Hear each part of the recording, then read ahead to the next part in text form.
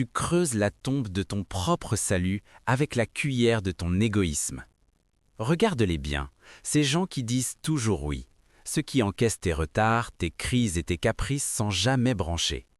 Tu crois que leur patience est un puits sans fond? Tu penses que leur bonté est une assurance vie gratuite? Tu te trompes lourdement. Le problème ici, ce n'est pas la haine, ce n'est pas que tu es un monstre, c'est que tu es un consommateur. Tu traites l'amitié et l'amour comme des services de streaming. Tu consommes sans jamais te demander qui paie la facture à la fin du mois. Est-ce que tu as déjà pris une seconde pour écouter le bruit de leur silence? Je te demande simplement d'arrêter d'être un parasite. On ne perd pas les meilleures personnes par une trahison spectaculaire, on les perd par usure lente. Tu les vides de leur substance, goutte après goutte, jusqu'à ce qu'ils n'aient plus rien à donner, même pas un au revoir. Le jour où ils partiront, tu oseras dire qu'ils ont changé, mais la vérité est plus brutale, c'est juste que tu as fini de les manger. Mais écoute aussi ceci, toi qui es toujours là pour les autres, toi qui donnes sans compter, toi qui dis oui même quand ton cœur dit non.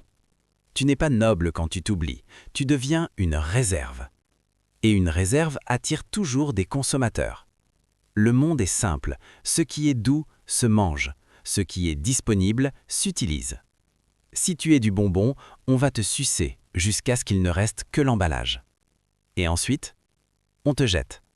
Ce n'est pas de la méchanceté, c'est l'absence de limite. Ta gentillesse sans barrière devient une invitation à l'abus.